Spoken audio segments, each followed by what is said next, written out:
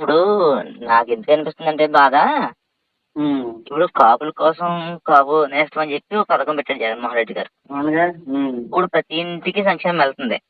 అవును. ఇప్పుడు కాపులు కూడా లబ్ధి పొందుతున్నారు. అవును. ఎక్కడా కూడా కాపుల్ని అరెస్టులు చేయాలని గాని, కాపుల మీద కేసులు అవును. పెట్టాలని గాని, పైపెచ్చి ఏంటి ఈ తునిలో రైలు తగలబెట్టిన కేసులు ఎత్తేసాడు జగన్మోహన్ రెడ్డి గారు. అవును. పైపెచ్చి ఇంకోటేంటి చాలా కేసులు కాపు సోదరులు ఉన్నటువంటి కేసులు చాలా కేసులు ఎత్తేసాడు జగన్ గారు. అవును. ఇంకా ఒక ఆవిడ చెప్పాలంటే ఎస్టీలు ఉద్యమాల కేసులే ఇంకా ఎత్తలేదు. హ్మ్. హ్మ్. దానికోసం మనం అంతా ఫైట్ చేసి అవసరం అడగొచ్చు. చాలా మంది ఎళ్లి అడగొచ్చు. హ్మ్. హ్మ్. మరి కాపు ఉద్యమ కేసులు ఎత్తేసినాడు. మా ఉద్యమాల కేసులు కూడా ఎత్తేయండి అని అడగొచ్చు మనం.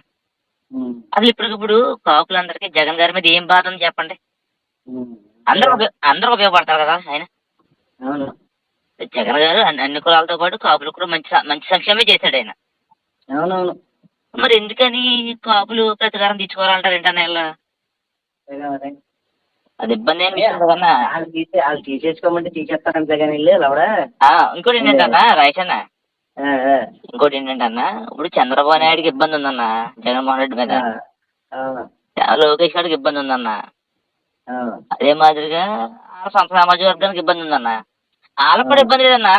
కమ్మ సామాజిక వర్గంలో చాలా మంది జగన్మోహన్ రెడ్డి గారిని ఇష్టపడుతున్నారు ఇవాళ. అవును. ఇంకోటేంటంటే, ఆళ్ళకేదో వ్యక్తిగతంగా ఇబ్బందుంది. ఎవరికి జగన్ గారి మీద కక్ష తీర్చుకోవాలని. హ్మ్.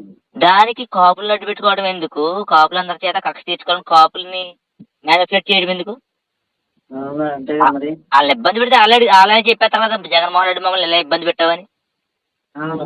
ఆళ్ళందరూ ఇష్టపడుతున్నారు ఓట్లేయడానికి. ఆ! హ్మ్. నిజం హ్మ్. చెప్పాలంటే ఈరోజు 12:45 కాపులందరూ పవన్ కళ్యాణ్ గారిని వదిలెట్టేశారు. హ్మ్. వదిలిపెట్టారు. మోసం చేశారు కాపులందరిని. వీళ్ళందరూ అనుకున్నారు ఇంతకాలం హ్మ్. ఖచ్చితంగా పవన్ కళ్యాణ్ గారు కాపు జాతికి న్యాయం చేస్తాడు, మేలు చేస్తాడు. ఓ బలమైనటువంటి సీట్లు అరే! పట్టుకొస్తాడు. ఆ! అరే! కాదు. అసలా ఆ! పార్టీ అంటే ఏంటి మరి? ఆ! 175 నియోజకవర్గాల్లో సమన్వయకర్తలను పెట్టుకోవాలి.